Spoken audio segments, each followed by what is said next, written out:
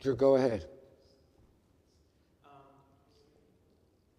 So I teach Sabbath school, and I know that there are different ways of teaching Sabbath school, and a lot of times people kind of stick to the Sabbath school lesson as it's written. And then other people take it all the way to the extreme, and they're kind of criticizing what the Sabbath school person wrote. They're criticizing the ways around it, and kind of just, it's all critical. Yeah, well, that's bad. They shouldn't have them teaching if they're doing that. So how do you strike a balance? Because Yeah. so many people have different opinions. And Yeah. read something. Okay, that's good. All right, why don't I say a prayer, and then we can get started. And then I'll answer your question, then I'll give a little talk, and we can go from there. Okay. Father, again, I thank you for the opportunity to speak and just pray your name will be uplifted and glorified. In Jesus' name, amen. Yeah, well, the question, and then we'll do that, is, I don't like to tell anybody how they're supposed to teach the lesson. You've got some who, first of all, one thing I say is you don't have to get through every day. The teacher might think, okay, here's Sabbath. We got to do Sunday. All right, we got to do Monday, boom, boom, boom. What I sometimes say is, look, read the week's lesson as the teacher. What do you think the highlights are? And focus on the highlights. Focus on those, and you know your class, and you know how the discussions will go, if they'll be open. But for somebody to get up there and just start bad-mouthing the quarterly, or they shouldn't be teaching. That should be dealt with. The church itself should deal with it. Now, that doesn't mean, I remember years ago, we got a phone call, and apparently there was a class in New York, and there was a big fight in class because somebody disagreed with something in the Sabbath School Quarterly. And the fight was over, well, are you allowed to disagree with the Sabbath School Quarterly? And that was what their big, and so they called me, and I needed to be careful. I wanted to be careful what I said, and I said, well, look, we go out of our way to make sure that there's not error taught in the Bible study guide, okay? I mean, I would rather, quit, get hit by lightning, get run over, than be promoting error in the ABSG. And plus two, and there's one, great, thank you, I could use that. And I remember too, there was this one guy who used to call the GC, our office, all the time and harangue the ladies in the office about all the error in the Bible study guide, just all these error. And finally I told him, just next time he calls, forward him to me. Because I didn't want them dealing with, they don't have time to deal with this. And so the guy's on there and he's going off, and finally I just looked at him. And I said, brother, how stupid do you think the General Conference is? I mean, that they are going to let me put error after error after error year, because he says for years it's just error in the Sabbath School Quarterly. Had somebody called up and said, hey, I disagree with this, all right, fine. And every now and then they're right, okay? Every now and then something does slip through. I said, yeah. I remember one time too, one of the ladies in the office accidentally, the line was, we are not saved by works. And she accidentally got the knot knocked out of it. And it cost $10,000 to fix it. But we fixed it. The press ate it. Pacific Press ate it because they knew we couldn't have that in there. So at times things slip through, but I mean, we don't take the guy's call anymore. Because, all the error in there all the time, and so on. So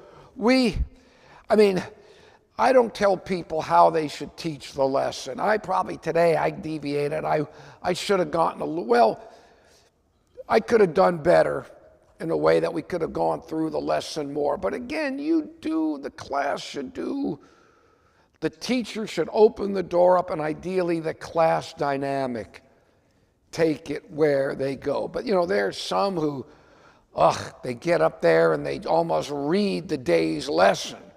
And read, then, you don't need anybody to do that. The people can read themselves. In fact, I'll never forget when I was editing Liberty Magazine, and then over very quick period of a few weeks, the next thing I knew, I'm going to probably be editing the Sabbath School Quarterly, which was something I wasn't really thinking about. This was about 25 years ago. And so I suddenly started to pay closer attention in some of the Sabbath school classes to the teaching. And I was kind of appalled at some of the teaching that were in there. And then I realized, look, I can't do anything about that. I mean, I do know that sometimes they have teacher training stuff and so on and so forth. I said, look, I can't do anything about the teaching. So through the grace of God, I'm going to try to do everything I can to make the Sabbath School Quarterly as readable, as good as I can. So if they get up and if they study every morning or every evening diligently, or they pick it up Saturday night or Friday night and read it, there'll be something there regardless of the teaching they get. And I say this too, though, and I don't downplay the importance of good teachers. If they're good teachers, I don't care how bad the Sabbath School Quarterly is. You're going to have a good class. They could teach out of the phone book, okay? You guys know what a phone book is? Yeah, all right, again, I got some younger people here. They might not know what a phone book is. But if you've got good, on the other hand, I don't care how good a Sabbath School Quarterly you have, if you got a bad teacher, they're going to ruin it. So in the end, I can't worry about the teaching. I got enough things I got to worry about.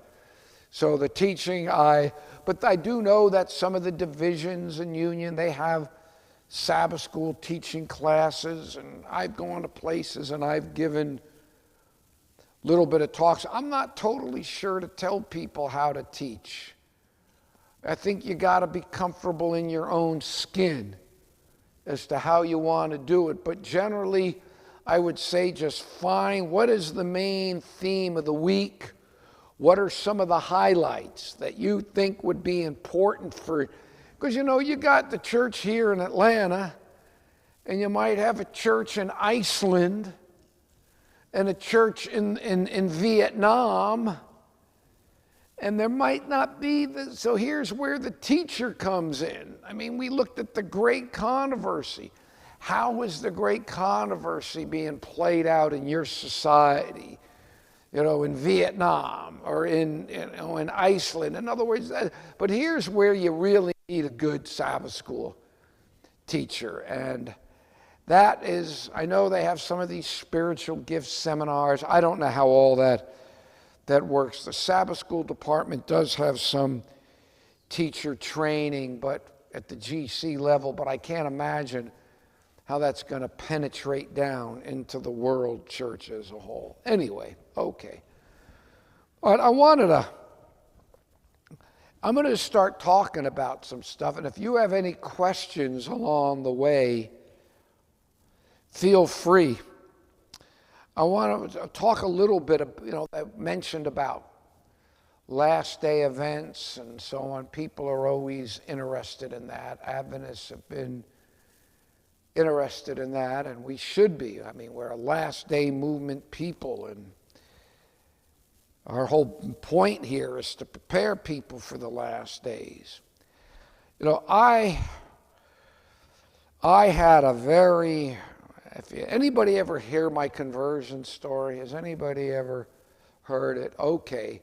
If you ever have interest, if you were just to Google Clifford Goldstein testimony, you hear my conversion. I mean, I've had people accuse me of making it up. Okay, because some of the stuff is just, the first time I met my wife, I gave my testimony. It was at the Tacoma Park Seventh-day Adventist Church. The young adults, and I'm giving my talk, and I see this pretty young thing there, and she said, "You kept on looking over at me," you know. And but at one point, she said, she heard the story, and she thought, "This guy can't be for real." She just thought, this guy can't be, you know, because some of the stuff is just, it's like, it's hard to believe, okay? And, but that's what I needed. And I was born again.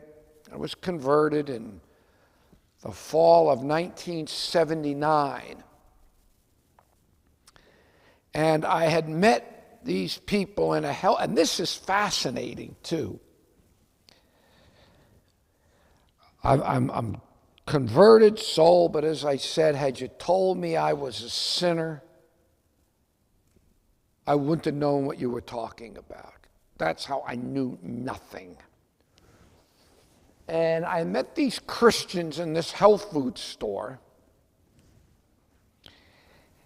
And I didn't know they were Adventists. They didn't tell me. They tried to hide it for a while. They thought I might have been prejudiced. I told them later they handled me brilliantly, these people. But that was the one, you didn't need to do that. But whatever.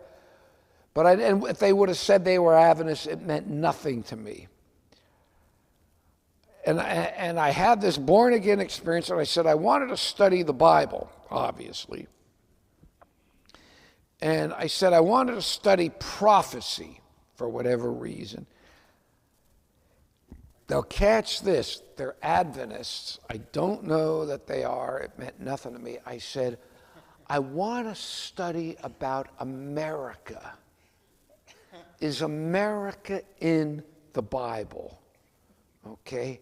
Now, tell me that ain't a God thing, okay? Because I knew, I mean, the only thing I ever knew about a Bible was Hal Lindsey's The Late Great Planet Earth, if any of you knew anything about that, okay? So that's just got everything wrong, okay? So I said, and they said, yeah, we can help you with that, okay? And again, it's amazing. I look back on it, for me to ask Seventh Day about American prophecy. So anyway, they take me through Daniel 2. And we go from Daniel 2, Babylon, Media, Persia, Greece, Rome, all that. And I'll never forget 2. If you hear my conversion, I was converted totally on a supernatural experience.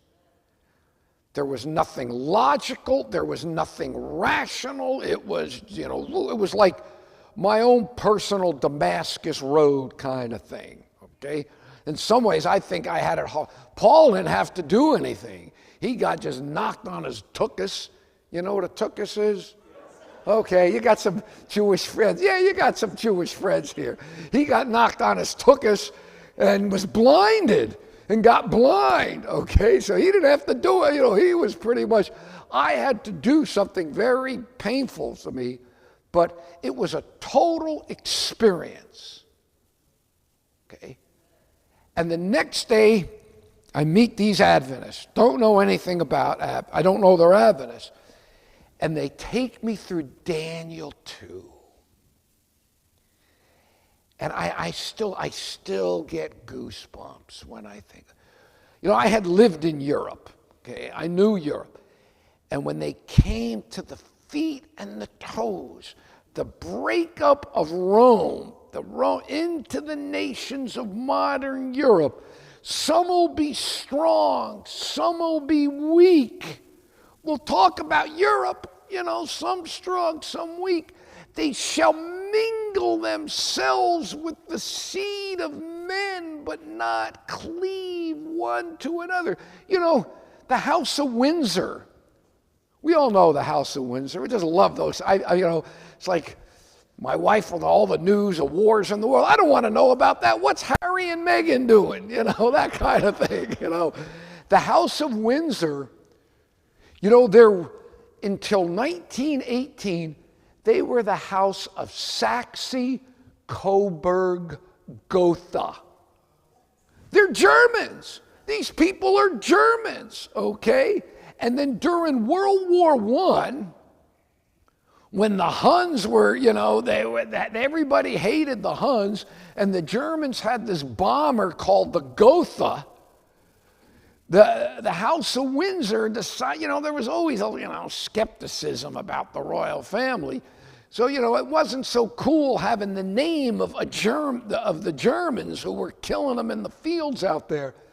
So they changed their name to the House of Windsor. Okay, but now, talk about they shall mingle themselves with the seed of men. They were all related to the Germans, but shall not cleave one to another. They were killing each other. So that was like a very powerful representation of the prophecy. But the point is, I'll never forget, we're going Babylon, Media, Persia, Greece, Rome, the breakup of Rome into the nations of modern Europe, strong, weak, cling. I just sat there and it was like, wow. I said, it's all true.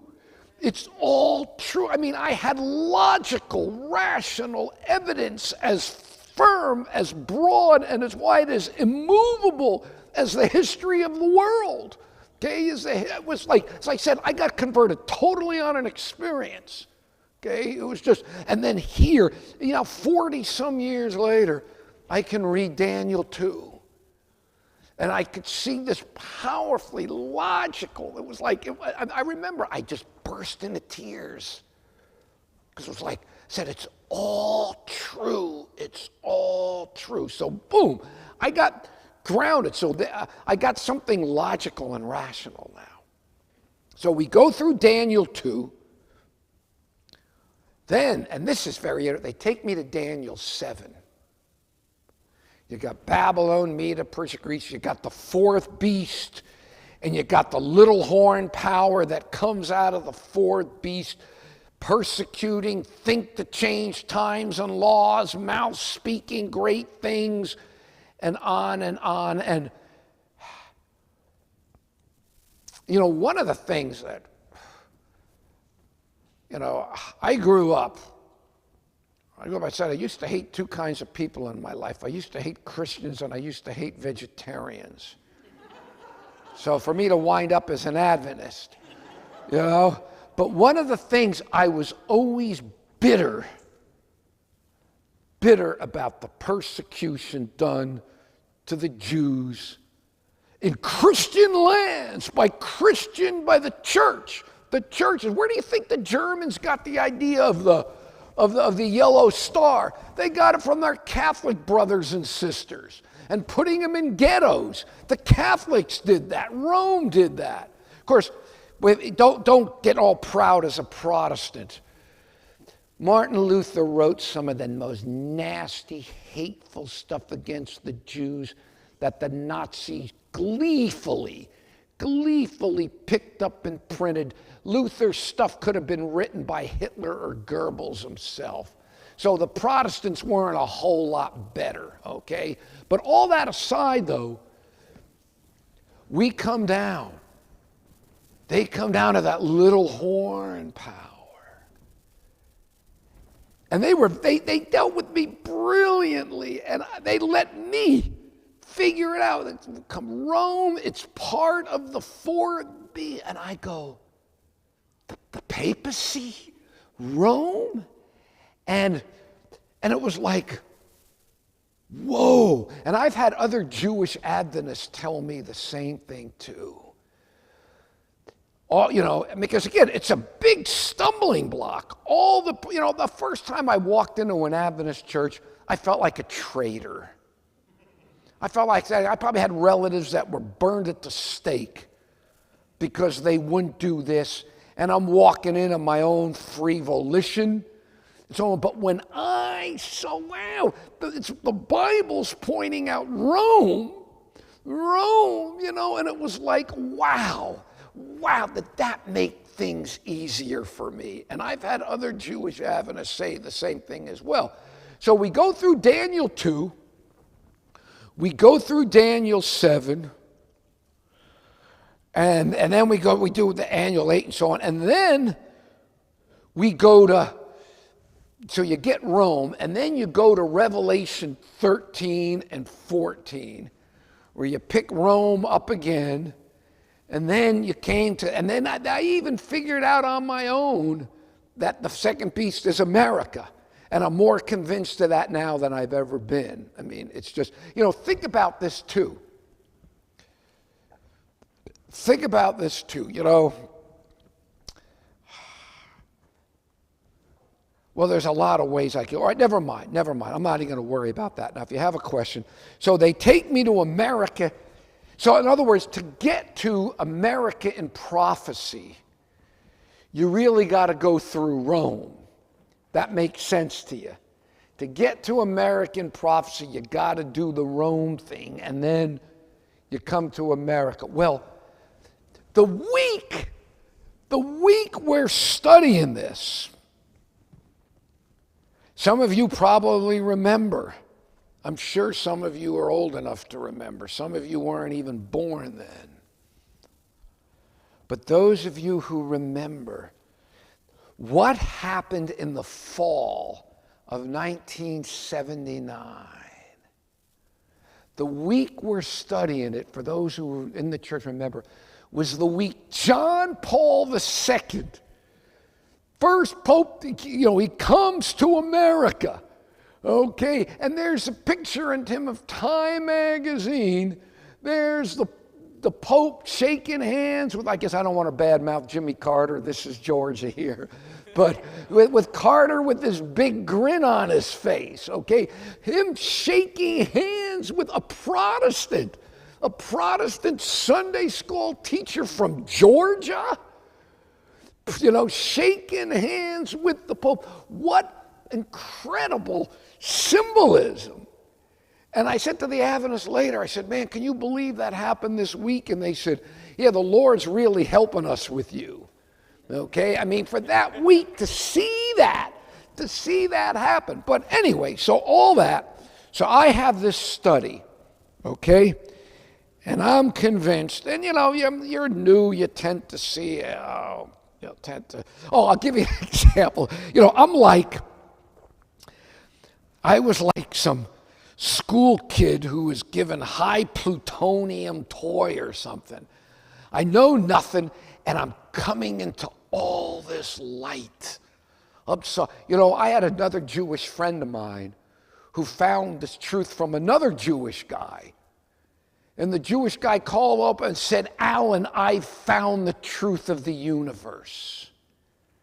And I truly believe that of all organized bodies in the world, of any organized religious bodies in the world, Seventh-day Adventist Church, putting aside all the problems, is by far the closest to the truth of the universe. Okay, I can say that without qualm. I mean, so anyway, he calls them up and tells. So anyway, I'm getting all this stuff, and it was in the late 70s. And the presidential election, the 1980 presidential election is coming up. And, Chappaquiddick Kid was trying to take the nomination from Jimmy. from Jimmy Carter and so on. And I'm this is at Gainesville, in Florida. And people, and I'm, it's like, again, I don't know a thing. I mean, I'm just learning this stuff. And people are out there talking about the election. And I just learned this stuff about Rome, and Teddy Kennedy a Catholic wants to be president. So we're out on the campus and they're talking about the election. And I yell out, Teddy Kennedy is going to win the presidency. And someone says, how do you know? Because I said, it's in the Bible. And I'm so excited. I'm excited because I run back to the health food store and tell the Adventists, and they were not that happy about that. They were not that, because again, I knew I'm brand new and I'm coming. Okay, so anyway, so I'm learning this stuff. Now you got to remember, it's 1979. If you remember the world back then, America was still licking its wounds after the Vietnam debacle. Fidel Castro was firmly ensconced. Fidel was sending troops to Angola. The Soviet Union is firmly ensconced in massive control over Eastern Europe. They're supporting the Contras in Nicaragua. Okay, in other words, there were communist insurgencies in Cambodia and Laos, whatever. In other words, and we, America, we can't kick this tin pot dictator 90 miles off our shore. We can't kick him out. And this is the power that's going to enforce the mark of the beast on the world. Okay, I mean, it could do it because of the Soviet Union. If you're old enough to remember the world in 1979, it was the Soviet Union, which turned out to be nowhere near as powerful as everybody thought. I mean, they still had the nukes, that's all you need. But I remember just thinking, how in the world was America going to fulfill its prophetic role at that time? If you were back then to remember. And I'm a brand new believer, so I struggle with doubts. And I remember, though, my mind just went back to Daniel 2. And I said, okay, Lord, you're in control of the nations. But I thought, how could this ever happen? What? Is the Soviet Union just going to disappear or something? Well, look at what happened 10 years later. And so and now the reason I tell that story is I bring that story up because, there's a danger of what I call headline theology. And I don't do it now, but in my early days, I did it a lot. And the problem is I'm a writer, and I wrote everything down, and I published it all, so it's all out there. And but you mature, you learn. Whatever issues I have in understanding how final events will play out, because it's always been hard. When the Adventists first depicted American prophecy, it was the 1850s. Okay, we were still getting beat by the Indians. Okay, and this was the nation that was gonna enforce the mark of the beast. In 1888, we had like 48 decrepit warships. And this was the nation that was going to enforce the mark of the beast on the world. So it was kind of amazing that our pioneers back then could have depicted America, especially when everybody back then manifest destiny. You know, this idea that America, the shining city on a hill, America was destined to lead the world, you know, and all this stuff, this great force for good and all that. And here are the Adventists. They're saying this is the beast power. Now, a lot of them thought because of America's slavery that made it the beast. And you know, that I've always been very proud of the Adventist stance. When the Southern Baptists, bless their heart, it took them till 2010 to get around to apologizing for slavery. Well, that was mighty magnanimous of them, 2010. Oh, you know, and there were and Ellen White, the fugitive slave law. They made a law, return the slaves. Ellen White said that blanket, you know, if they put you in jail, they put you in jail. Don't do it. And I, as an Adventist, I'm very proud of that element of our church. Now, not all other parts are so nice, but that was something good. But anyway, how they could have predicted America's prophecy like that. But there were problems back then. It was hard to see. And what happens is, people today, I have written some of the left-wing blogs, online blogs. They've had articles and things challenging America's role in prophecy, okay? And I just don't sit there and take it. I've written articles back, you know, put in the review, challenging it point by point. But see, each side, on the other hand, I don't know, I maybe don't have to mention his name. Just a few years ago, some guy did a video. And it dealt with when the Pope spoke about 5 years ago at Congress. The Pope spoke, and this SDA charlatan has this video. Oh, this is a sign in 2 years, whatever. I mean, this is it, you know, they're going to be. And I'm sure it did great fundraising for them. I couldn't finish the video. I couldn't listen to it. It was such utter garbage. I mean, truly, I had to stop because it was such utter garbage. Now, see, that didn't bother me so much because ever since I've been in the church, we've had these charlatans in the church, okay? But you know what really bothered me? Apparently, enough Adventists were impacted by it that Mark Finley, I don't know if you remember, Mark Finley, long after it came, Mark Finley did a video kind of downplaying. I mean, he was a lot kinder. Maybe that's why they had Mark do it, not me, okay? Because Mark was a lot kinder. He gave the guy a whole lot more grace and slack than I would have. But it bothered me that enough Adventists could have been impacted by this charlatan that Mark Finley felt like he had to do it. So so in one sense, you've got what you got this headline eschatology. You got it on the right. Oh, the Pope says this is it. You know, the Pope says that, and I've been guilty of that too.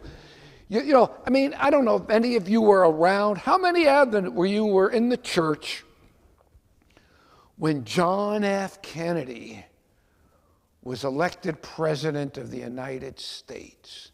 Now, I remember Adventists telling me that was it. That was it. They knew this was it. A Roman Catholic president. What was that, 70 years ago? Oh, no, not 70. Yeah. Because I remember Kennedy being elected. So it was a long time. Now, it was significant in terms of the trend. A Roman Catholic. Now, nobody cares that Biden's a Catholic. Nobody cares. Someone's a Catholic now, and it's not an issue anymore. That's the important. It's the trend. It's the trend of things. But when you get caught up in an individual, this is it, you know, supposedly the Pope's writing another encyclical on climate change and so on, and people are going to make a big deal out of that. They're interesting trends, But you got to be careful and just, and the left, but see, it happens that way, but the left wing does it as well. Because they had an article in there about just how, like, the Ellen White and the Great Controversy scenario fit very well 19th century America, but it doesn't fit today, okay? So they're looking at the headlines today, and they're arguing. But again, on one level, yeah, it was much more likely a national Sunday law could have been much more likely in the 1800s than you'd see it right now. There's no question. You know, A.T. Jones, who I don't have a lick of respect for, but A.T. Jones at one point went to, you know, that famous, you ever read that paper that he wrote? It's brilliant. That thing he wrote arguing against the Blair Amendment. It really was good. So in that sense, in that level, it was much more likely you could have had a Sunday law than now. But on the other hand, as I said, America back then was gonna enforce the mark of the beast on the world in the 1800s. And today you've got America. We are still such, you know, you take our military spending. We spend the most. Then you spend the next, at least it was in 2022, the next 12 highest ones. You go down. We spend more. We are still the economic. I saw an article in the Wall Street Journal a while back, and the article said, you know, these Chinese better be careful. They better not underestimate American economic power, okay? They want to challenge us here and there. I mean, this country is a behemoth. And it was, you know, it never was like that. After World War II, I mean, we came out, you know, in other words, what I'm saying is, in terms of being able to enforce the mark of the beast, whatever the problems are, we are much better positioned today than we were in the 1850s to be able to do it. And again, the world could change. Look at what COVID did. Look at how we all, like good little lemmings, went and did everything they told us to do. You know, just look at that, how overnight and I'm not even, look, I don't know. I'm not even saying everything they told us to do was wrong, okay? I'm not somebody, though, I mean, look, I am somebody who is exceedingly skeptical when they throw science at you. The science says this, the science says that. Look, I wrote a whole book. I wrote a book called Baptizing the Devil, Evolution and the Seduction of Christianity. It was 5 years worth of work reading and studying on the philosophy of science. So I'm not one of these that kowtows to everything they say science says it. I don't know. I got vaccinated. I did it. I still got sick as a dog. I still got sick as a dog, you know. So I between the you know, I go in to get the vaccine.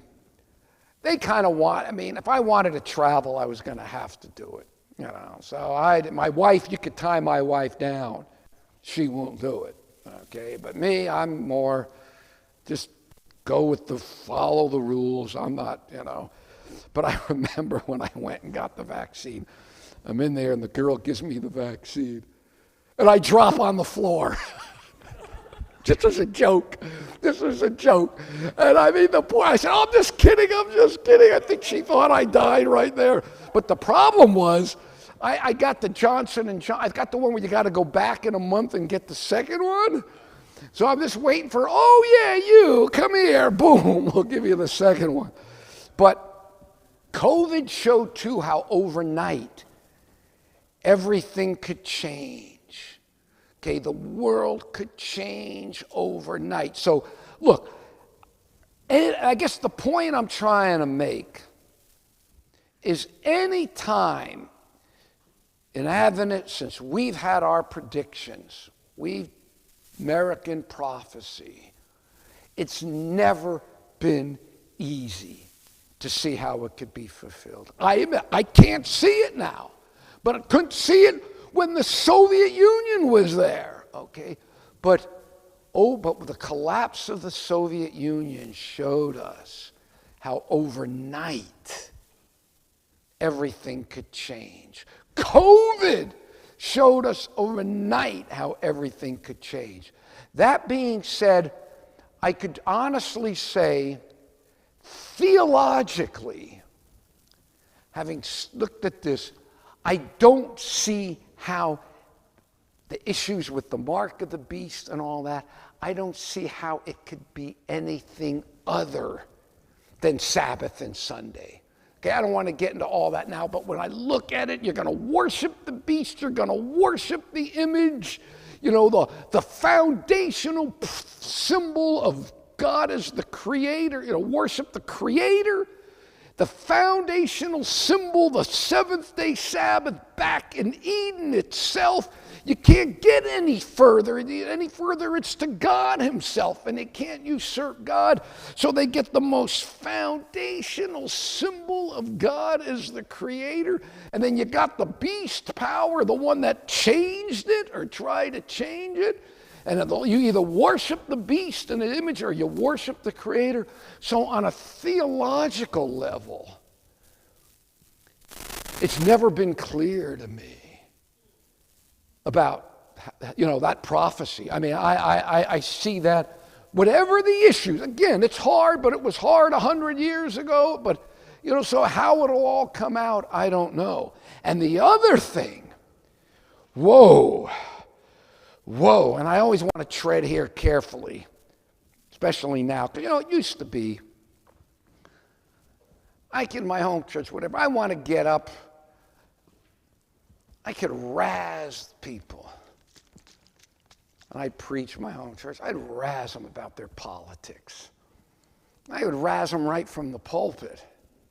Because everybody knew it was good fun, we loved each other, it was just politics. Nobody, you know. You don't do that now, do you? You don't do that now. I mean, it's, but, and again, and the only point I want to make on that is, I've never, for America to fulfill its prophetic role, for the lamb-like beast to speak like a dragon, our form of government, our democracy, that we know, it's not going to happen under the kind of government we have now. It's not going to happen. I mean, one thing, a national Sunday, look, a national Sunday law is not the mark of the beast, okay? You know, any Sunday law they ever, I mean, we're talking about a whole different thing for America to fulfill its prophetic role, okay? Something radically different. But I could truly say, in my 60s, I turned 68 next week. It's the first time. I mean, I actually even had an article in the Adventist Review a year or two ago. I said, well, 2024, then I put in question mark, America's final free election. I mean, I'm amazed the midterms went as well as they did. But the point is, whatever, it doesn't matter if you're a lefty or a righty, if you're a MAGA or you're an Antifa, doesn't matter where you are. You got to be able to see how fragile the whole political system is in this country. I mean, people don't trust the election. I mean, I could show you, my wife reads all the conservative stuff. I read all the liberal stuff. And I don't believe anything I read on either side anyway. I don't trust any of it. The American news media, don't even get me started on the news media. But it's like, when we don't, it's a democracy. We have to trust our institutions. And I know people don't trust. I mean, the right wing is convinced the left wing is messing up the elections. The left wing is convinced the right wing is messing up the elections. And, in the article I said, truth doesn't matter anymore. It doesn't matter what the facts are. You've got a whole media thing on one side, a whole on the other side, and it doesn't matter. I mean, I don't know the truth about this stuff. I don't know the truth about a lot of this because I can't trust anything I read. But it's like, again, can you see what I'm saying in terms of how fragile? In fact, I've read some books by different people from the left and the right. And one of the books I read, the guy said, foreign intelligence agencies the governments have had their foreign intelligence agencies put together papers on what they expect a post-democratic America world to look like. That's pretty heavy because they figured sooner or later it's going to go. So again, you look at the world instability. We are still by far the world's strongest military power, incredible military might. The divisions in the country. I mean, again, I don't know how it's all going to play out. And we could be here 30 more years for all I know. But for the first time in a long time, in some ways I could see more clearly since I've been an Adventist how final events could play out. Again, I don't know. Someone said it's very difficult to make an accurate prediction, especially about the future.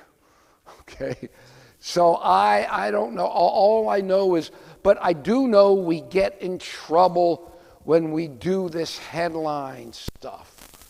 We do this. I can't tell you how many, particularly on the far right. This is going to be the Sunday law next month, and it's always enough time so you could send some money in. You send some money in and so on. And then, the time comes. We should, of any people in the world, we should know better now than date setting. But anyway, this is just some thoughts. I've been out of religious liberty work for 25 years now.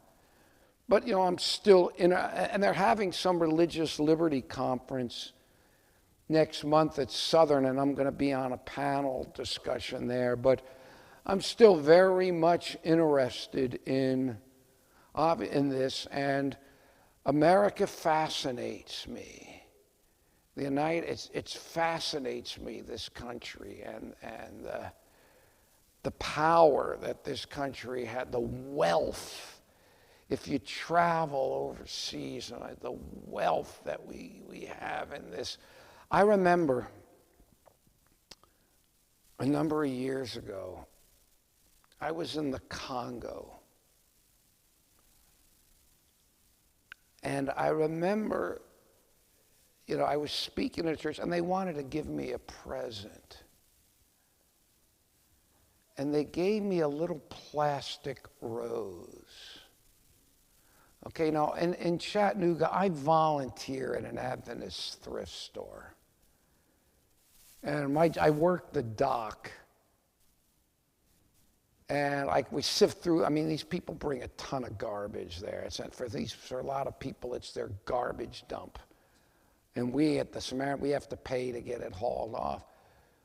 But it was the kind of thing that if somebody left on the table, I would have just thrown it in the trash bin. I wouldn't have bothered, we separate the other things. So they gave me this, they wanted to give me something, okay? I don't think this church had electricity, okay? And I take it, thank you, and it's in my hotel room, and the maid came in to clean the room. And I said, would you like the flour? I just handed it to her.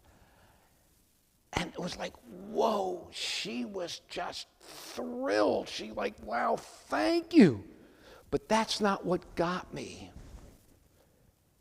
A little while later, I was leaving to get my ride to speak. And, you know, the hotel was behind a wall.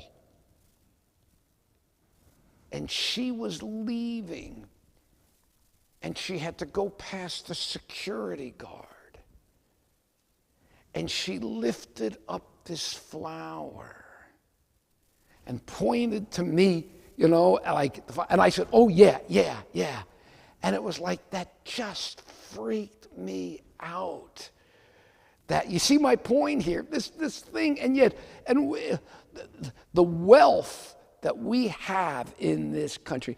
If you are, I wrote a column years ago, I called it Middle Class Schnooks.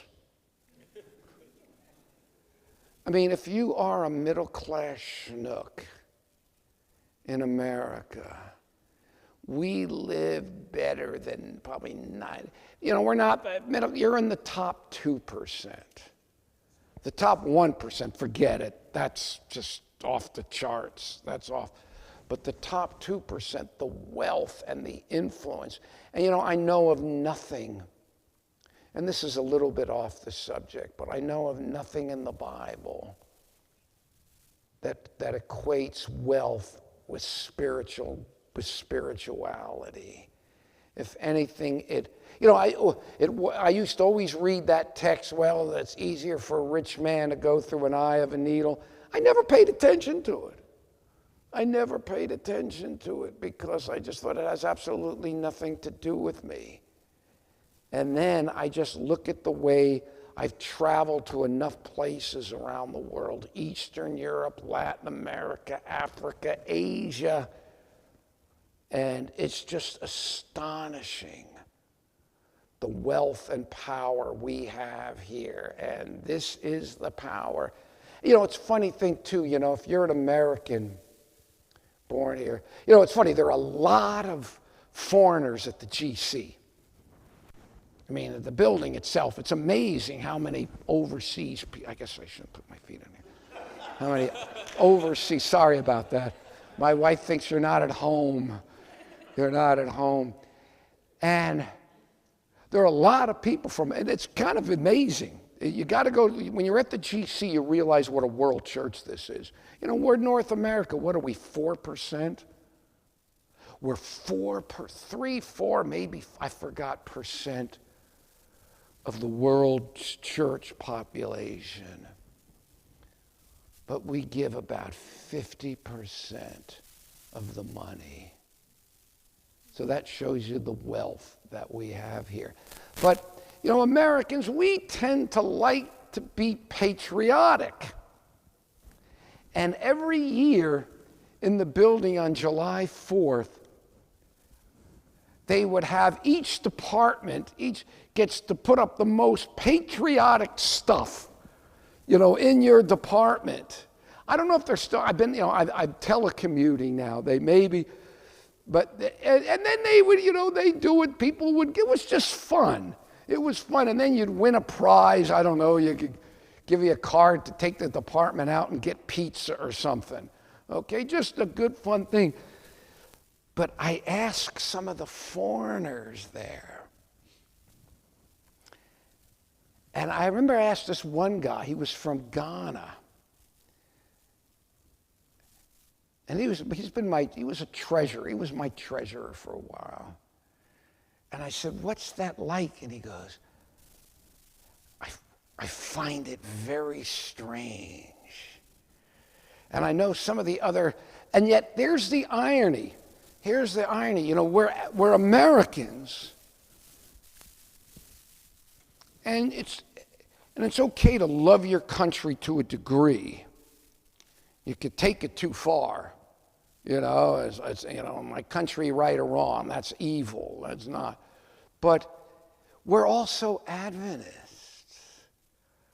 And we know, you know, if you look at the Bible verses, there may be 5, 6 Bible verses about America in prophecy. Most of them depicted in an evil light. Almost all the verses have our beloved country, as the goon, the last day goon. And I always think that that's just sort of a funny, paradox. Because you can love the country and appreciate living here, and then yet at the same time be aware of what the Bible says about it. And it made me think too, because I was in Paris a couple of years ago on their July 14th. And their July 14th, Le 14 Juillet, you know what they're celebrating? What are they celebrating? The French is July 4th. What are they celebrating? They're celebrating the French Revolution, okay? They're celebrating the French Revolution. Now, as Adventists, we tend to look, very askance on the French Revolution. And I often wondered, how did the French Adventists deal with that? Then I thought, well, how did they deal with it? How do I deal with being an American? And so on. But anyway, the point is, again, I don't know. I'm utterly convinced, I don't have the slightest doubt in my mind of Rome fulfilling the beast power. Okay? If I had time, I need faith to believe Jesus is coming in the clouds. I need faith to believe the dead are going to be raised. But I don't need a lick of faith to see the roll of Rome in the last days.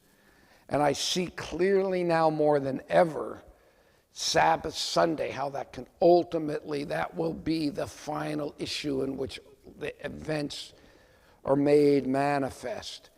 And it's easier for me now than ever than to see, whatever the difficulties are, how America could fulfill final events. But when and how long, I don't know. There were articles in Atlantic Monthly a couple years ago.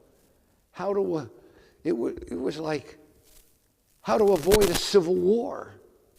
It's like people are talking about I remember, those of you old enough to remember Vietnam.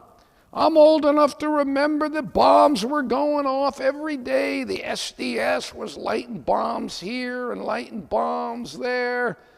And the violence in the streets.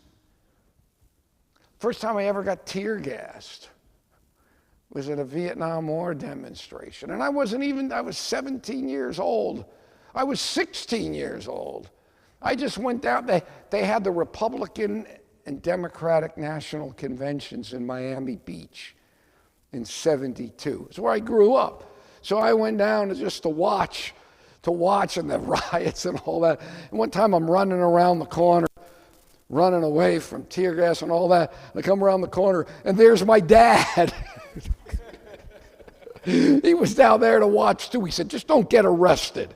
I wasn't even protesting. I just went down there to watch.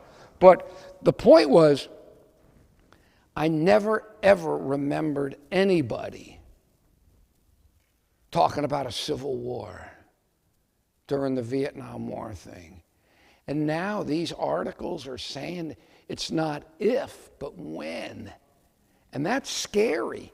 That's scary. Now, things have calmed down now somewhat. But, my wife said she dreads what's going to happen in 2024. And I know I'm somebody, I always loved the hype. I love it. I just love when it all goes on. Though this could be, again, I don't know what'll happen, but let there be massive economic instability. I remember years ago I was overseas and I was talking to people about prophecy. I said, look, you can blow up our buildings. We don't like it. We'll deal with it. You can, attack our whatever. But just don't mess with our money. okay? Where, I'm an American. I have a natural God-given right to own big car. I have a natural God-given right to have cheap gas. I mean, isn't that written in the Constitution? I mean, I'm being silly here, but we're used to a certain lifestyle. Okay, we're used to it. It's almost, we take it as our birthright. And let something happen to wipe that out, and all bets are off. So given the instability of the world, given how connected we are, I lived for 35 years in the D.C. area. And you go to church, your neighbors are the intelligence community people. You live on the north side of the Potomac, they're NSA people. The south side, they're CIA people. I've gone to church with NSA, with Defense Department people, with CIA people. One of my best friends was NSA. They're the ones that read all our emails and all that. And I remember my NSA, he said, "Oh, I wish I didn't know the things I know. I wish I didn't know." He is one, he says, we do tend to be paranoid. He is one paranoid booger. He is really. And I'll never forget one time, too, after the Iraq invasion, said something about how they had put there was something. And then I said something. He said, "Did I tell you that?" And I said, "No, I heard it on the radio. I heard it on the news." Because see, they sometimes have to be careful. Oh, these people don't tell their wives what they do. It's unbelievable how strict they are. But the point, you live there and they see this stuff and the threats. They know the threats that are out there. And a lot of the things they do, they stop, we don't even know about. And just let something, I know my friend is scared to death about the web infrastructure. What would happen to our country if the internet went down? Think about that. Think about, it used to be, imagine electricity went down. Can you imagine, the whole, or I'm utterly amazed that some small nuclear device hasn't gone off somewhere. Can you imagine the psychological damage? If a small dirty bomb or something went off in a few city blocks in Manhattan, and suddenly they became uninhabitable for 500 years, the psychological things that would happen. And we will gladly give up some freedoms to get protected. Okay, those of you remember 9/11. We all remember 9/11, and that was, anyway, I guess the bottom, I don't know if you have any questions. I've been kind of, I learned a long time ago.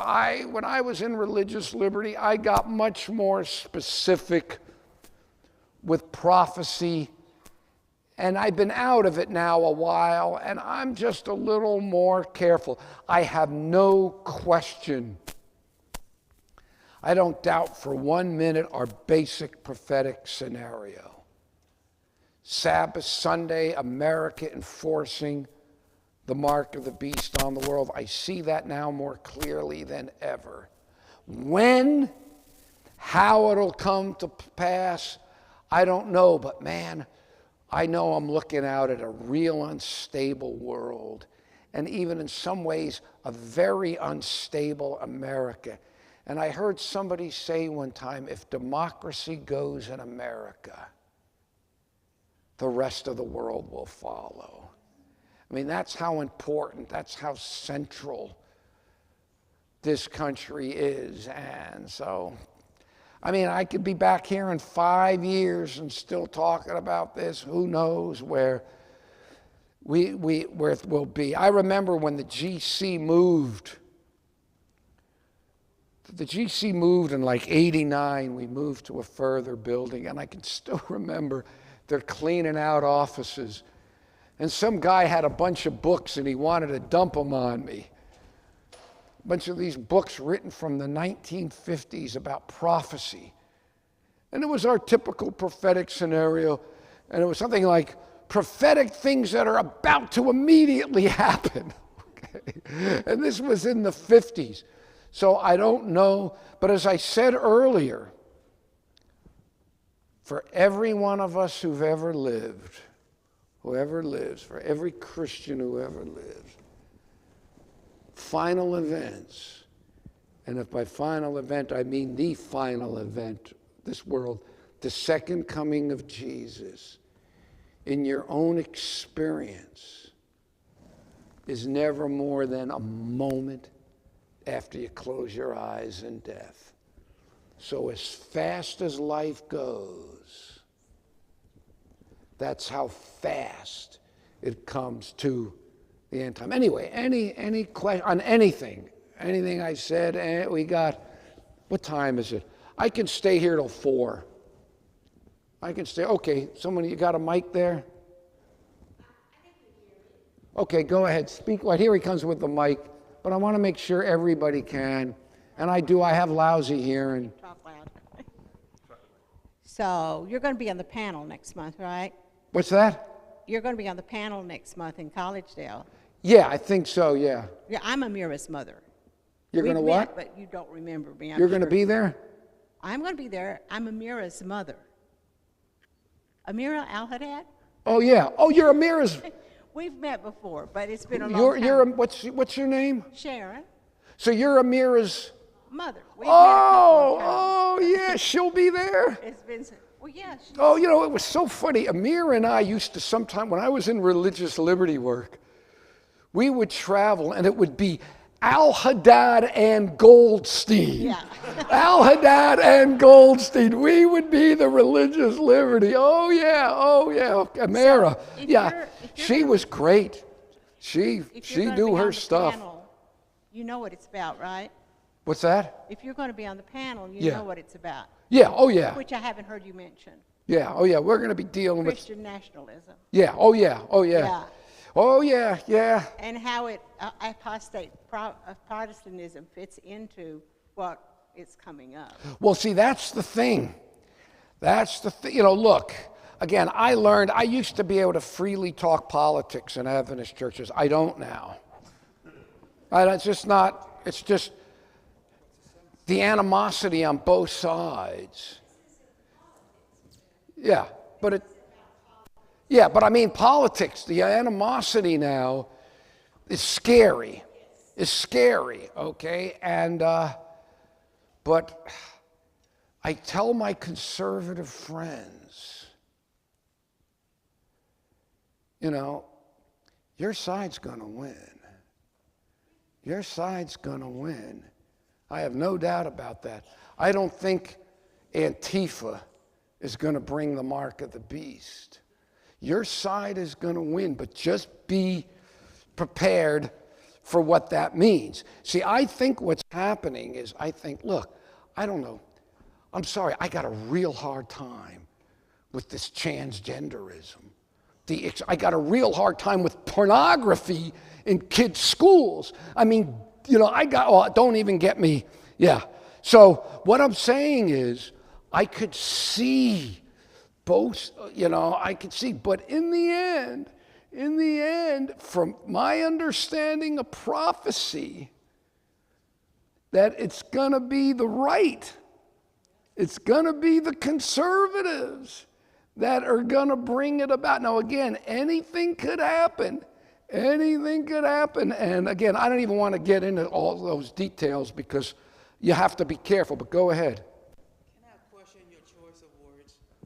Okay. The right is going to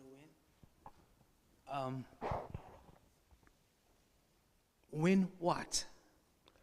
They're going to get political. If my understanding of Bible prophecy, if this country is going to enforce the mark of the beast on the world and enforce Sunday worship out of fear of the wrath of God, then I don't see the left doing that. What's that? We are not? Yeah.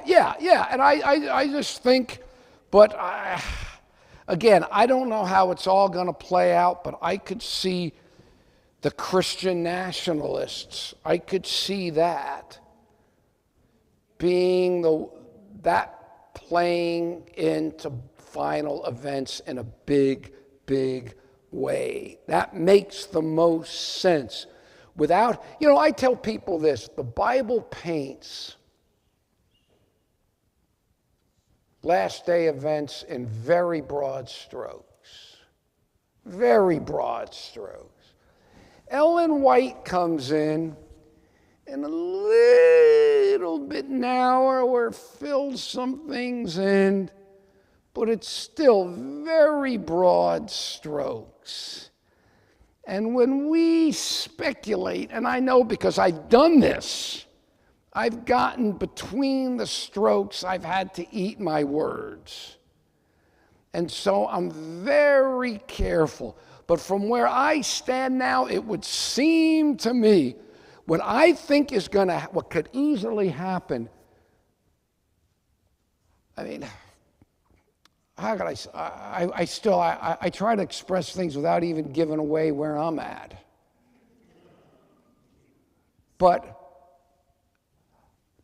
I could see things have gotten so crazy, things that we couldn't imagine, that I could see the other side just swinging so far in reaction to it, and that they go way farther than they might have even thought they would. You see what I'm saying? So if I were to guess, if you were to ask me right now, looking at doing what I warn about is against headline eschatology. Because, heaven forbid we could be here 50 years from now, okay?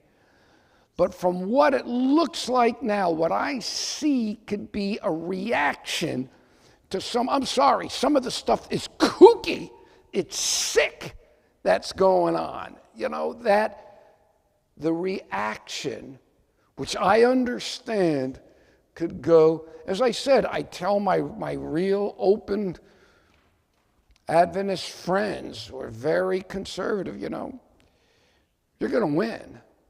Just be prepared for what's going to come when you do, because my understanding, that's how Bible prophecy will be fulfilled. But exactly how, I don't know. Yes, sir. Well, I get the benefit of having the mic too. Thank you for your talk. It's enlightening in some ways, and I still remember my dad talking about politics, and we didn't even know what he was, but you could talk about anything you want at the house. Nowadays, it's a whole different story. Yeah. But I could understand. I see America, and I see where we're going. I see the power, but I'm kind of confused on the European perspective a little bit. It's right, because in Europe, you look, you see, it's going, okay, there was probably unified of the money, and then England decides it's going to separate, and you're kind of like, where do you see a little bit Europe playing as opposed to forgetting the American, getting the continent as far as where they're going? Because I could see the American power. You say, what about Europe and all this? Yes. Well, Europe, I had a good friend of mine in Holland. He just died. But he said he told me a while back, he thinks there's going to be a civil war in Holland. The same kind of divide. It's the same. You're reading the story about the rise of the... See, as a Jew, we get it. We get it from both sides. On the far right has always hated the Jews.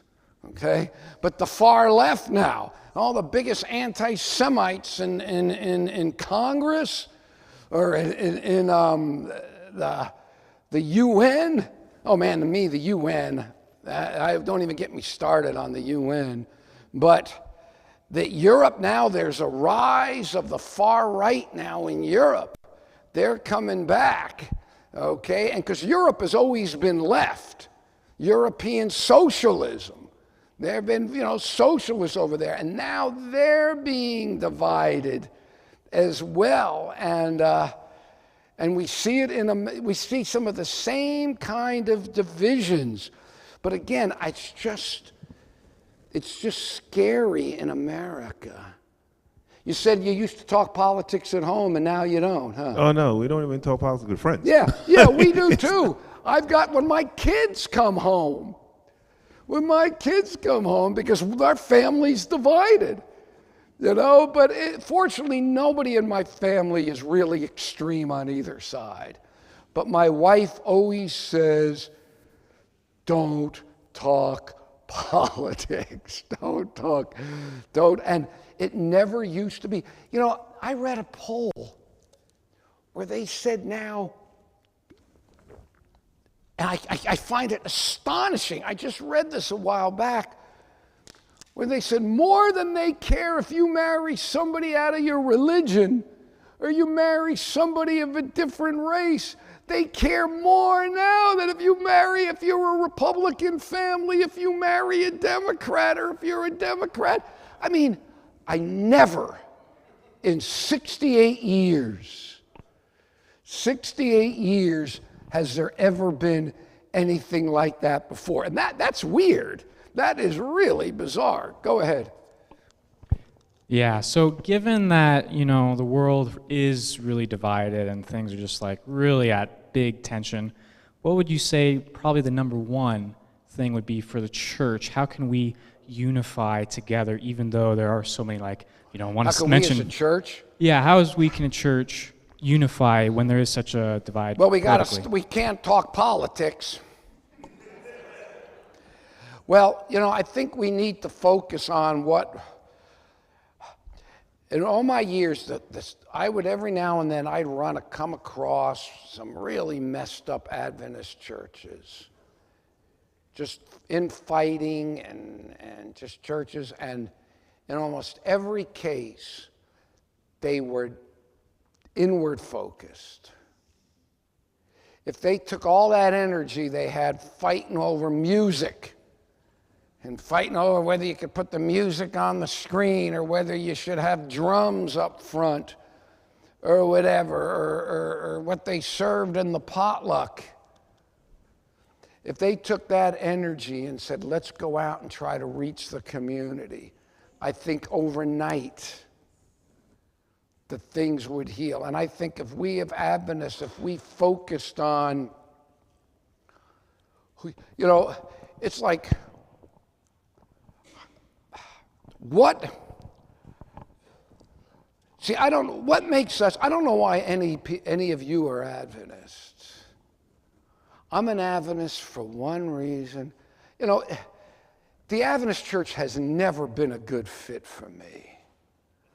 I'm a secular Jew. This is a conservative Protestant church, okay? I've never been comfortable. But you're stuck with me because of the teachings. I'm an Adventist because, the church has been very good to me. The Adventists, oh my goodness, they've been good to me. They've tolerated me. I'm going on 4. Do I seem like typical what you'd expect from the GC? A lot of people, I've been there 40 years now. I'm going on 40 years. Because they know I'm loyal. But the point is, it's these teachings that we are teaching that nobody else is teachings that I love. I love this message. I love these truths. And I love the church with all the problems in it. And if we focus on that, we're teaching something that I don't know. God bless these people don't even have the Sabbath right. They can't even get the 10 Commandments, God's law. And the other thing, too, that just blows my mind You know, the only Christians I've ever hung out with are Adventists. And they taught me from the start the state of the dead.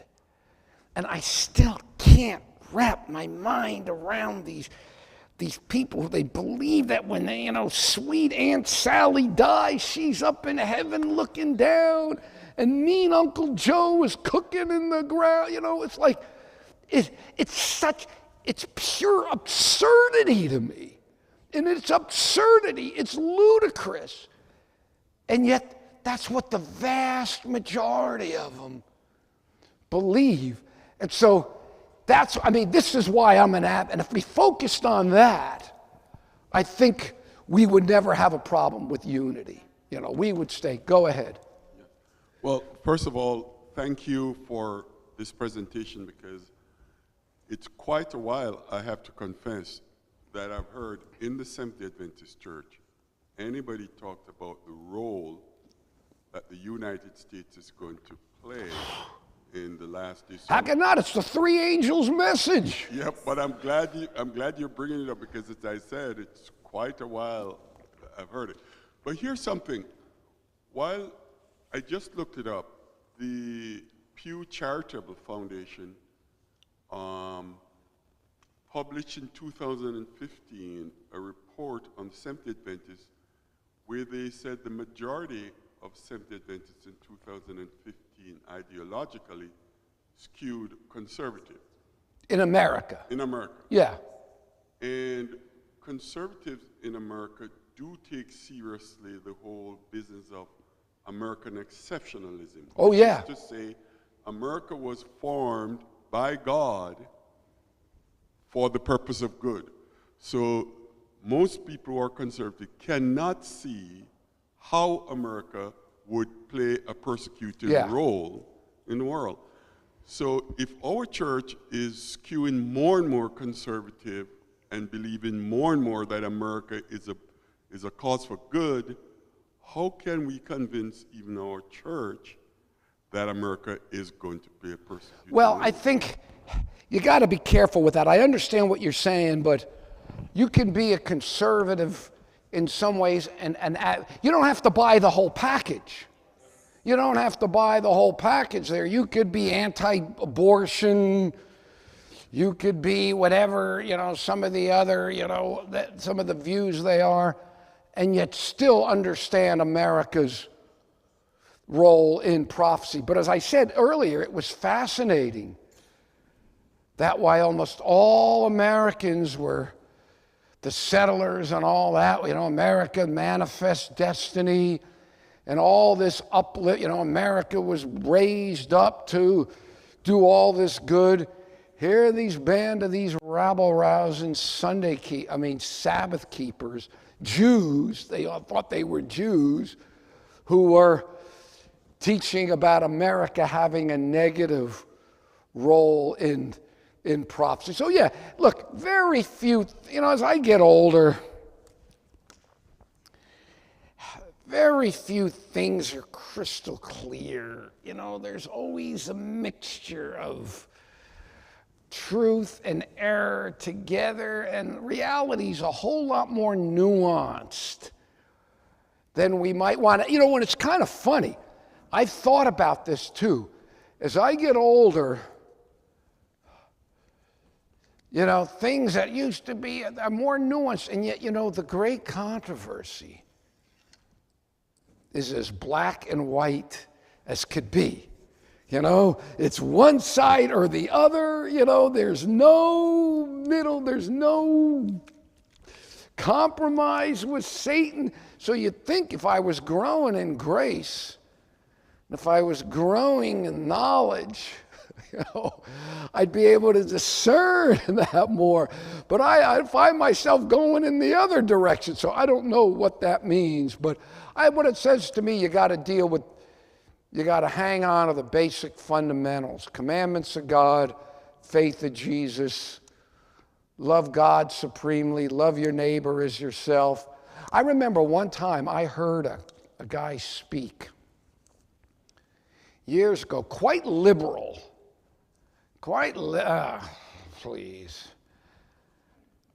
theologically, I'm not talking politics, but I'll never forget he gave a talk, and it surprised me because he said it was so cogent. He was talking about some kind of events, and he said there are two things you have to remember.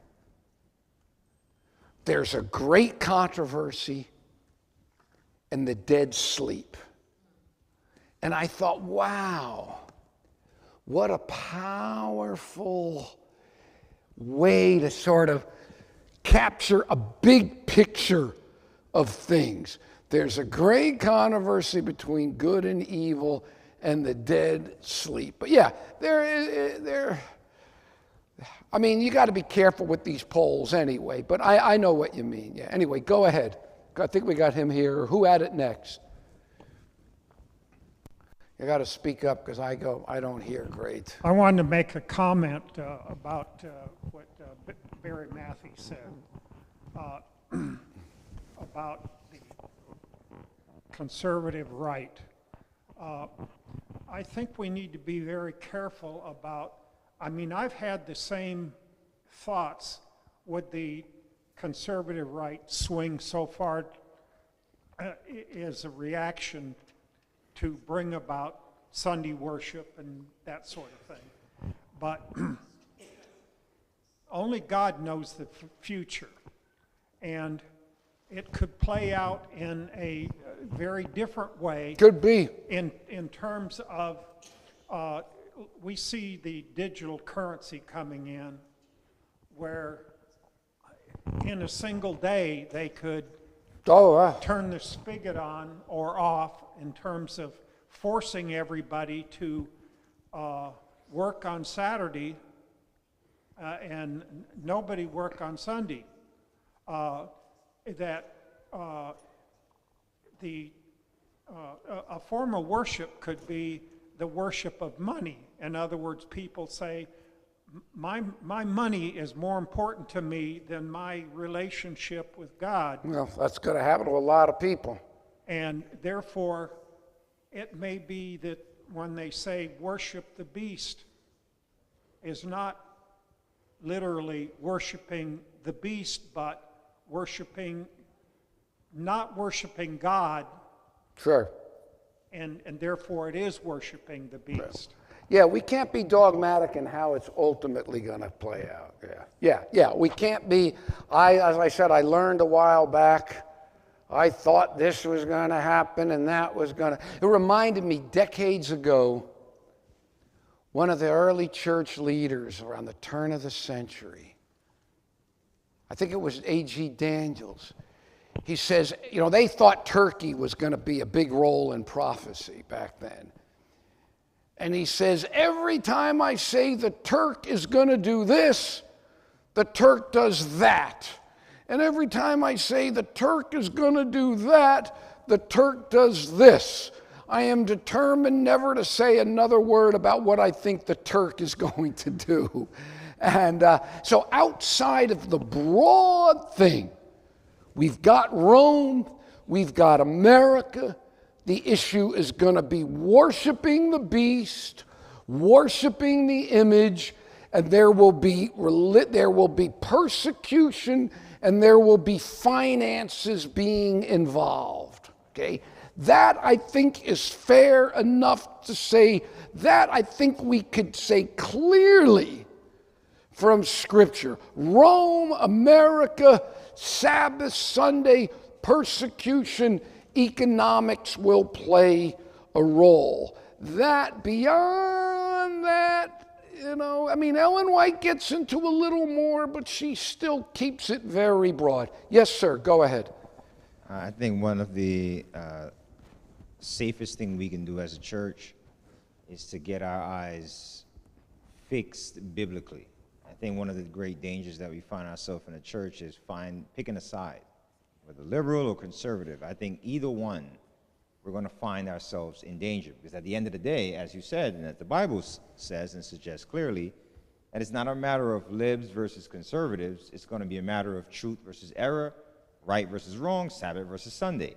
So for the sake of the question of unity and the other comments and questions, we have to get uncomfortable with what seems to be comfortable in our society, which is politics and so forth. And no, I'm not suggesting that we detach ourselves from politics, because we can't, because politics is our streets, the potholes, the libraries, our taxes, all of those things are involved in politics. But we have to detach ourselves from either side and find ourselves biblically sound, because there are times when God will send us down the liberal road, and there are times when God will make a conservative move. But it has nothing to do with a side. It has everything to do with the fulfillment of his words. So the safest thing, in short, for the children of God is to find themselves biblically grounded. So when these things come to pass, we're able to say, God said it, I'm standing on it. Amen, amen. You know, it's interesting, too, getting involved in politics, how we, Ellen White was so adamant about prohibition that she told the people, if they're going to vote on it on Sabbath, load up the wagons and go to the polling place. So she was so adamant about not letting somebody drink a little wine in their own house that she said, if you got to vote against it, go on Sabbath and vote against it. And, as I said, she too, about the fugitive slave law, she said, violate it. Whatever the consequences, if you need to go to jail, you violate that law, And so it's never been easy. It's never been, and I remember in religious liberty work, it was always, how far involved in politics do you want to get? How do you... but I can't imagine. I'd have to talk to Amir of what it must be like being in religious liberty work now. It's politics. Yeah, but it's much more. I mean, when I edited Liberty, we were castigated. We were castigated all the time, but it was kid stuff compared to what's going on now. I was never afraid to get out and just say stuff. Now it's like, say, afraid. There's no sense in generating so much hostility. It's like, it's scary. I mean, I really find the political thing in this country scary as compared to what it was my whole life. As I said, I remember the Vietnam War. Once the war ended, everybody went back to lovey-dovey again. Okay, I just don't think things are a lot more deep-seated than they were then. And what's scary more to me than anything is only an idiot has got to trust the news media. Okay, you're a fool if you believe the news media. I'm sorry, I got nothing but disdain for you if you trust the news media. But now there are people who don't trust the election. There are people who don't trust the FBI. There are people who don't it's just, you see what I'm saying? They don't trust the Justice Department. They, at every level, and how does a democracy work? I don't care who wins the election in 2024. The other side is going to say it was stolen. Whether you think the Russians gave the election to Trump, the past election, or whether you think, who was it? That others stole it from Trump, or it was stolen from Trump the next time. It doesn't matter what the truth is. It doesn't matter what happened. Millions of people on each side think the other way. Whatever the truth, it's almost like, how are we ever going to know? How are we ever going to know? And even if you come to a reliable source, how do you know to trust it? And I've never seen the country like this before. So I don't know. Or anyone, any more? One more, and then I got a couple hours slept home. So, yeah, so I'll make a double question then. Okay, go ahead. Okay. The first one, shifting back to Sabbath school, what do you think from going around the churches, one of the teachings that as a church, that the church people need? That's probably more your role as a Sabbath school person. What do they need? Do they need to learn or be taught about? And my second question is more informational. How do you guys pick the next Sabbath school quarterly lesson? I know probably the next 2, 3s I'll probably pick them, but how do you decide? Well, we talked about that in Sabbath school a little this morning, but so your first question, what do people need to be taught in the Adventist church? Yeah.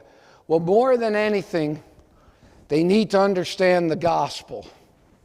They need to understand salvation by faith alone, that you're saved by what Jesus did for you, outside of you, in place of you 2,000 years ago at the cross. And that needs to be foundational. There's no power in telling people you got to keep the law. There's no power in that. The power is telling people Jesus perfectly kept the law for you. His righteousness covers you. And now, for this is the love of God, that we keep his commandments. And he asked us to show our love for him and our love for a neighbor by obeying his law. So we rest in Jesus, we rest in his perfect righteousness that covers us, and we, as a result of that, we obey him, we keep his law. That, I think, is to be the foundation of what we believe. Well, what we do with the quarterly is we have a committee that meets every 5 years and lays out a 5-year plan. And they pick the quarter. But as I said this morning, we're going to have a meeting in 2026 to lay out topics starting in 2030 to 2035. Yeah, well, be here. Well, I remember when I got to the Sabbath School Quarterly, I was at the GC since '84. And in '99, I went to the Sabbath School Quarterly. And they have this grid. And it's got first quarter, second quarter, third quarter, fourth quarter. And then it started at 2005. 6, 7, 8, 9, 10, 11, 12, 13, 14. And I remember looking at it and thinking, 2020, it seemed, just so far away. And I joke with the ladies in the office because, we're filling them up. We're filling them up. All those, when I first got there in '99, it seemed, and now we've got it filled out to like 2030. We've got them filled out, and then we're going to have to. So, I don't know, but, I don't want to be. I had some friends at the GC that years ago, they didn't worry about retirement, because the Lord was coming soon, okay? I'm not making that mistake. I'm not, they didn't do Social Security, whatever, because the Lord was coming soon. And it's a real issue. How do we live in the present? How do we live in the present and plan, knowing that, tomorrow? I think you have to live with the way, knowing that at the drop of a hat you could be on the rooftop and you have to just flee and leave everything. You have to be willing to leave it all at the drop of a hat. But as I preached this morning, everything here is temporal. Everything here is just contingent and temporal, and one day it's going to be gone. And the one surety we have is the promise of eternity. And again, the death of the Creator. Again, just think about this. The one who created the entire cosmos. I think they say it's 90 billion light years across. The one who created it and sustains it. That comes down and dies. And I mean, how do you wrap your mind around that? There's one section. I make absolutely. I know as a church, the church is royally messed up. How they've used Ellen White. And all that aside, I make no apologies for my belief in the spirit of prophecy and what we've been given in Ellen White. I read her fairly frequently. And I know there are questions, what is her role? What is her authority? The woman wasn't infallible. She wasn't perfect. Not every word is an eternal, terminal truth. And I know people that live that. I'm way beyond that. But see, it doesn't matter to me. I learned 40-some years ago, I made sure I knew everything I needed to know to be a Seventh-day Adventist from my Bible and my Bible alone. You kicked Ellen White out from me tomorrow, what would I change? I believe in the sanctuary. I believe in 1844. I believe in the Sabbath, the state of the dead, the cross, the second coming. I don't need her for any of that, okay? The basic things. But what we have been given, sometimes I read some of that stuff, and my jaw. What I love are those early books, the volume called Spiritual Gifts and Spirit of Prophecy.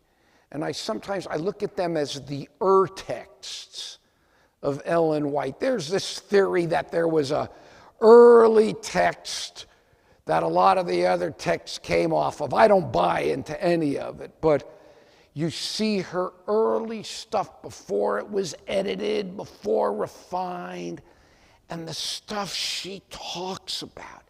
What do you do? She talks about Satan in heaven and the battles and what went on and him wanting to come back. What do you do with this? Was she lying? Was she a mental case? Was she demonic? I'm sorry, I know too much about the woman, too much about her life to conclude anything other that she was a prophet. Think about this too. Jesus said there's no greater prophet than John the Baptist. Isaiah, Jeremiah, Moses, David, none greater than John. What's the biggest difference between them? John had no writings in the Bible. And Jesus himself said, there's no greater prophet.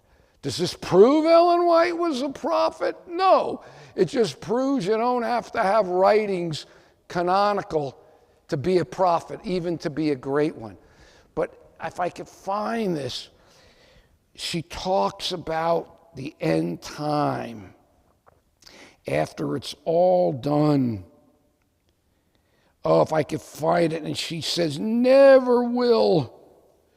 Or this way, maybe it was a chapter before, but she says, the universe, they're gonna, never will it be forgotten that the one who held the universe in his hand, the one who held all the worlds, maybe it was, I can't find it, this beautiful quote that it never be forgotten that the one who held the world and that he came a human and suffered this infinite, that he did this will forever get the adoration of the cosmos and so on. You know, a while back I gave a little talk at Bethlehem, outside of Bethlehem, and they stand there, there's the field, they say, where the shepherds heard it.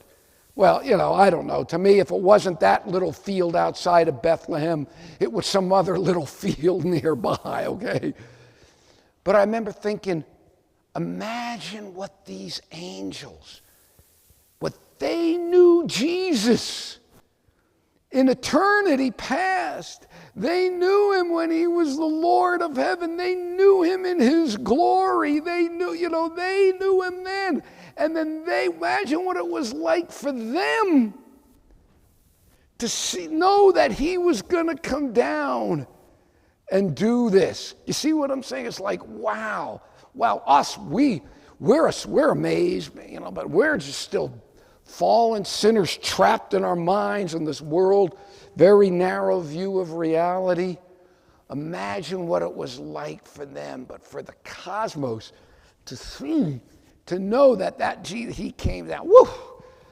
As again, I still can't wrap my mind. And again, how do you respond? What do we do? An adequate response to something like that. As the VP said, all you could do is worship. What else are you going to do in response to that? But if you could believe that. Somebody once asked, is the universe friendly? Well, man, if you believe that the God who created it and sustains it came down and then lived and then, man, it's like, it's almost too much. It's almost too much to grasp. And how little, think about how little we really regard it. In our day-by-day life, how little we really regard it. Well, enough, I could start getting up here being preachy. I got to go home. Anyway, well, thank you for having me. I had a nice time. It was fun. And maybe, did I preach here once before? Yeah, I thought I'd been here once before, so... Well, I guess I can. You want to close with prayer? About 10 years ago. Okay. Pray. Okay. Sure. Okay. Father, I thank you for the opportunity to be here and talk about things that I love and care about. And I thank you for the Adventist Church. I thank you. Nobody else could have taught me the things that this church has taught me, because nobody else is teaching them. And I'm so grateful for that. And I'm grateful for the Adventist people who had taught me these things. And may the truths that we love so much, may we be open to teach these to others, is my prayer in Jesus' name. Amen. Let's see if I can get a mic over Here, you want this? Okay. So, how many of us are grateful for Elder Clifford to be here with us? Amen? Yeah. Show him some love, because he's been with us all day. Early, he was the first one to come to be at church this Sabbath, so thank you so much for all that. You never know what Atlanta traffic is going to be. So I left real early, and I had no traffic, believe it or not. But we can definitely all say that it was a privilege to have you. It was really honor, a very high honor, and we've all been blessed. Okay, thank you. And we've all been blessed, and by hearing what you've shared with us today. And so let's go ahead and stand. And I'd like to have just a prayer for Brother Cliff. We could just stand, please, and we'll send him on his way with the Lord's blessing. Heavenly Father, we just again come before your presence to thank you for Elder Goldstein and what he has done in his life to be a light of truth and conviction for so many people who have read his works, who have known him, and how, Lord, you have shaped his life to be such a great example to so many, Lord. Father, I pray that you will continue to use him in whatever capacity it is, Father, to continue to be that light that our church needs.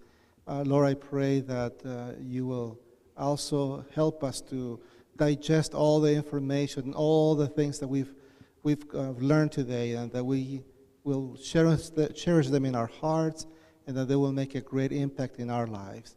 And Lord, finally, we ask that you will be with Brother Clifford as he goes home, protect him, keep him safe, and Lord, whatever you are going to send him next, open the doors for him as well. And to all of us that are here, Father, we thank you for allowing us this day of blessing and rejoicing to be in fellowship with you and in fellowship with one another. Thank you for your love and mercy in our lives, and continue to bless us until that day that you come victorious in the clouds to take us home. That is our prayer in Jesus' name. Amen. Amen. Thank you, everyone, and we look forward to seeing you again next Sabbath here at Atlanta North. Thank you so much.